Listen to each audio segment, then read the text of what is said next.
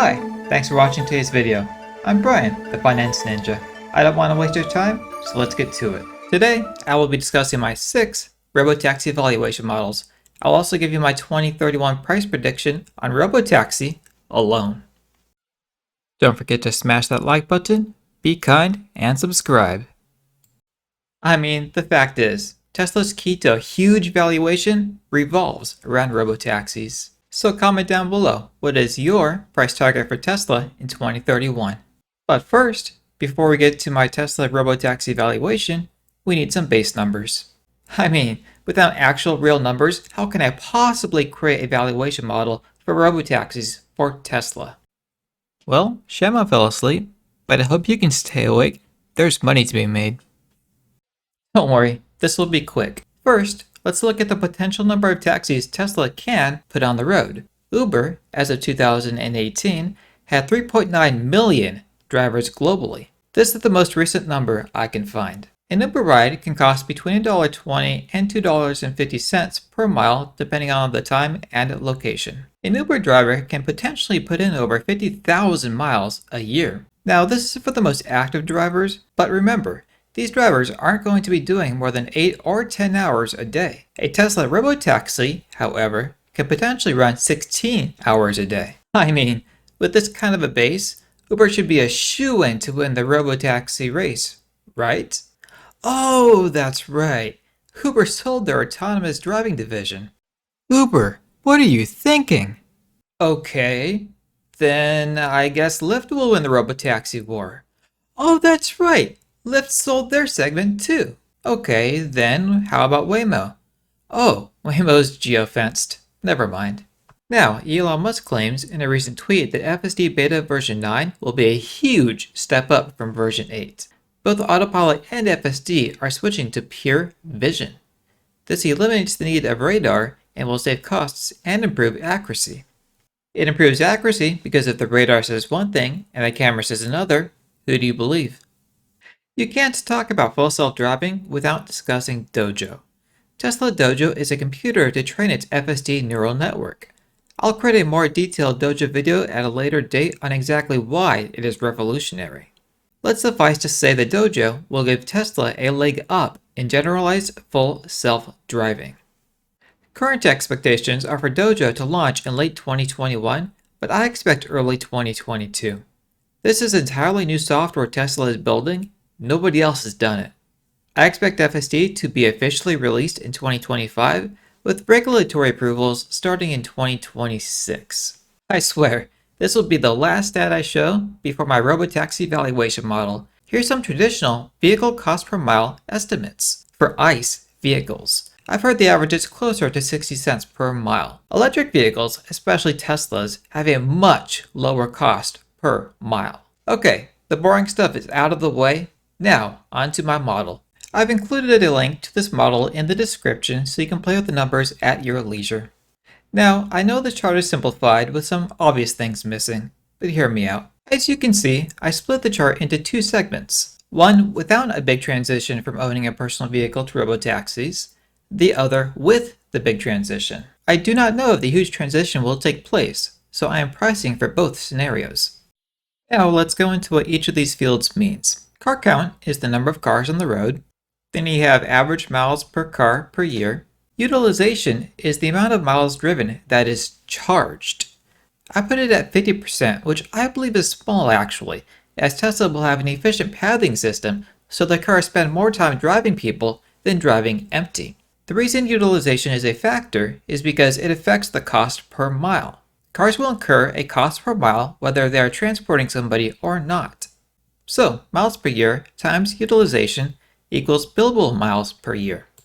Price per mile is self-explanatory. Price per mile includes the possibility of multiple passengers in a car at the same time. The number may seem high, but when you take into account multiple passengers, it is not. Again, this model is simplified. So revenue is equal to the car count multiplied by the billable miles per year multiplied by the price per mile. Cost per mile includes charging and servicing. So cost revenues are the car count multiplied by the miles per year multiplied by the cost per mile. I also added a 25% buffer for safety. which leads to a gross profit of revenue minus cost of revenues. Now for operating expenses, it's going to be high. It's going to include things like depreciation, which especially for this kind of a company will be very high since Tesla is going to be owning these robotaxis. So I pegged operating expenses as half of gross profit. Gross profit minus operating expenses equals operating income. Now I kind of lowballed PE in my opinion, so I just did 40 to 60. I'm also assuming the operating income is equal to net income. First off, with autonomous driving, Uber and Lyft will be taken out by Tesla. I think Tesla will take most or all of their business, as well as add new customers, since Teslas will be so cheap per mile. Keep in mind that I'm assuming Tesla owns these vehicles. If a customer owns the vehicle, then they will get a cut. But Tesla does not need them for their Robotaxi network. A customer owning the vehicle would support the initial cost of the vehicle as well as lower depreciation, so Tesla would be cash flow positive immediately. It would also cost billions for Tesla to build enough vehicles for their own use. But ultimately, with all the synergies involved, I expect Tesla to own most of their Robotaxi network. Now, if Tesla can get the price below 60 cents per mile, I predict that people will gradually begin to eschew owning a vehicle to taking Tesla's Robotaxi service everywhere. Will this happen? It is hard to say right now, but I think many people will, especially in cities. Now, it's time to get into the numbers. If you'll recall, there's two sections. One's without the big transition from owning vehicles to robotaxis. That means that the general population will still generally own their own vehicles. They will only use robotaxis as necessary. Now I've split this up. There's a bull case, a base case, and a bear case for without. In the bull case, I'm assuming that their fleet is 5 million vehicles. Now again, remember, Uber and Lyft will be gone, the traditional taxi network will be obliterated, so I think 5 million is a reasonable number. The average miles per year per car of 40,000, a utilization of 50%, which again, I think is a lowball number, billable miles per year 20,000, price per mile of $1.20. And remember, this undercuts everybody, and this is why all competition will be out of business.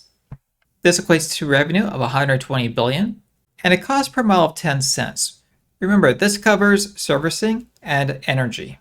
Cost of revenues of $25 billion, gross profit of $95 billion, operating expenses of $47.5 billion. Remember, there's a large amount of depreciation here. The reason why gross profit is so high is because this is a transportation as a service company. There is no driver, the cars drive themselves, there is no manufacturing. The manufacturing gets handled by Tesla Auto, which is a separate division, so that means COGS is low, so gross profit should be high. Now the biggest hit to operating expenses is going to be depreciation of the vehicles. That's the single largest expense for this robotaxi business. Again, the cars drive themselves, there is no driver, so there's no costs there. You also have operating income of $47.5 billion, a PE of 60, and then a market cap of $2.85 trillion. Remember, this is for robotaxis only. And this equates to a share price of $2,959. Now the biggest difference between the bull case and the bear case is number one, the fleet is smaller. Number two, the price drops because there's more competition. The cost per mile goes up. And then in the bear case, the operating income is $25 billion, a lower PE of 40, a market cap of $1 trillion, and a robotaxi only share price of $1,038.42 in 2031. Now let's transition to with a big transition from owning vehicles to robotaxis. Remember, this is when a large part of the current population gets rid of their current vehicles and opts to use robotaxis instead. This will be mostly for city dwellers. Now in the with category, for the bull case, I put a fleet size of 20 million vehicles. I think this is reasonable given the amount of city dwellers that will be transitioning to robotaxis. You'll notice that I dropped the price per mile to 70 cents. This is because there needs to be a reason for city dwellers to get rid of their current vehicles and opt for robotaxis. And the only reason they will do that is if the price is very small, either equal to or lower than the current cost to operate their existing vehicle. So we have a cost per mile of 10 cents, gross profit of $180 billion, operating income of $90 billion, a PE of 60, and a market cap of $5.4 trillion, which in 2031 will not be unreasonable. And this gives you a share price of $5,607. And again, like above, basically smaller numbers as you go from bull to bear. The fleet size gets smaller. The price per mile has to get smaller because there's more competition. And then this impacts operating income. So in the bear case, the operating income is $25 billion. PE of 40 for a share price of $1,038.42. Now, I wouldn't be surprised if the transition takes a little bit longer, say until 2035, for people to be comfortable from transitioning and getting rid of their own personal vehicles. But once the transition starts, it will turn into a snowball. Investors like to look ahead several years to price in the stock. And honestly, I think all of these numbers are conservative. Just in general, when I make predictions, I tend to err on the side of caution. Please keep in mind that this share price is for robotaxis alone. It assumes that Tesla owns all of these vehicles. It does not take into account Tesla's car sales, energy, FSD, or other businesses. Those are billions of dollars of cherries on top. My estimate is for robotaxis to contribute $2,500 to $3,000 to Tesla's share price in 2031. When you add in car sales, energy, FSD, etc., that will net you a share price north of $4,000. So that's my estimate. What is yours? I hope you liked today's video. I have a link to the spreadsheet in the description. Please play around with the numbers and see what you can come up with. Don't forget to smash that like button, be kind, and subscribe. Thank you for watching, and I'll see you in the next one.